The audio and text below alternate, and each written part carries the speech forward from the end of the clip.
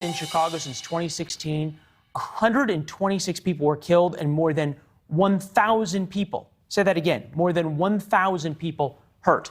We're going to dig a little bit deeper into these numbers. Anna DAVLANTES, host of the Anna DAVLANTES Show on WGN Radio, longtime and well-awarded Chicago journalist. This is one thing we wanted to talk to you about. John Kass's column summed it up like this before the Chicago Sun-Times put together those numbers. The city of anarchy. Calling Chicago Chirac is now an insult to Iraq.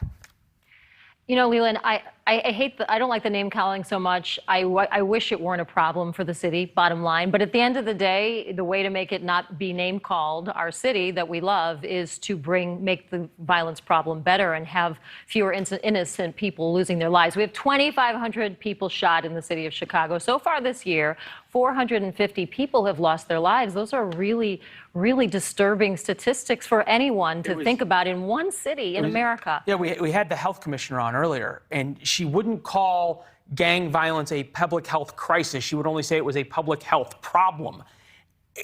Does the city leadership understand how bad this is, or is it just politically expedient to brush it under the rug and not deal with it? One of the things I've noticed is that none of them agree, and all of them are finger pointing, and nothing is working. Nothing we're doing right now, I think we can agree, is working. And the finger pointing doesn't help. And the fact that they all sort of just dig up statistics that suit their cause and try to sell their message is just wrong. You made the point, though, really well, that there are 400 plus people who are killed. That's somebody's mother, that's somebody's son, that's somebody's brother, that's an uncle, that's a kid who doesn't have a father. The July crime statistics are stunning in a bad way, in every way possible. We'll put them up there so people can take a look at the statistics for themselves. But at some point, you say it's just finger pointing back and forth. There are some people who want to enforce the laws, like the police chief, and then there's the prosecutor who seems to think no matter who you kill or shoot or rob or rape or carjack, you should be let out of jail. There is a problem, and there's no doubt in my mind, after having studied the statistics, that if you look at how many people are out on electronic monitoring now for crimes like murder, crimes like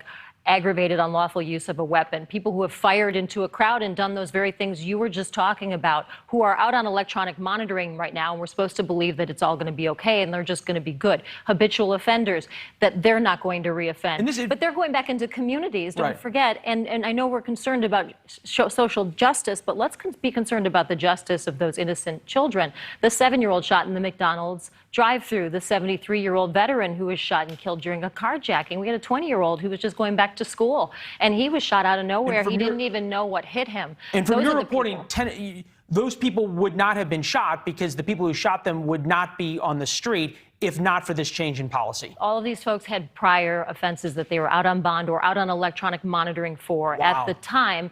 And I think that one of the things we're hopeful about, and maybe over-hopeful, is this whole idea that these gun strike forces from the feds is going to make that much of a dent. I am hopeful. Boy, I am hopeful. But I've seen these kinds of programs before, and they sound very similar. And I do not deny that our federal law enforcement partners are important to help state and local officials in the city of Chicago Police, who are grossly understaffed and need help. And under-supported as well. But I just wonder about those things, though, Leland. How much can they really do? I mean, we had a war on drugs campaign. This is a war on guns campaign, and people still got drugs last I checked. The people who still want to do wrong with guns will get guns, and they'll still fire into crowds, just like you were talking about, and there will be mass shootings. We're the mass shooting capital of America right now, and the city needs to wake up. Well, one voice that you would think could wake it up would be former President Obama, who is spending the summer in Martha's Vineyard right now. Still has a house in Chicago. There's a big art festival with his portraits here in Chicago. Are there any community folks here who are disappointed that he hasn't taken a larger role? I have heard from a lot of folks who feel as if his voice would be welcome in the city of Chicago right now, that he's a respected voice. You see Michelle Obama there. She's a respected voice. They're respected voices in minority communities as well. And I just feel as if, yes, it would be good for Chicago if they got more involved, and that they got more involved in the kinds of programs that can help teens choose a better life, choose a better path in life. And there's the presidential center that's being built, but it's not there. It hasn't started yet, so those programs aren't here. And they've got a lot of money to start the presidential center. How helpful would his voice be? And he did this when he was president, not so much afterwards.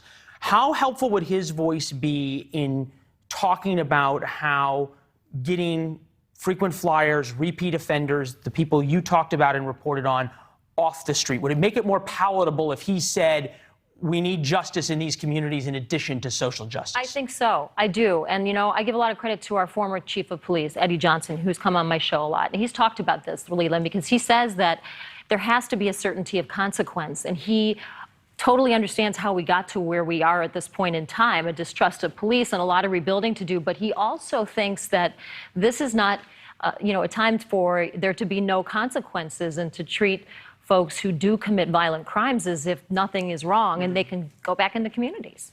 Anna DAVLANTES, thank you very much. Great conversation. We really appreciate your expertise on Chicago is incredible, and really we're better for it. Thank you. Good seeing you, Leland. Nice to see you.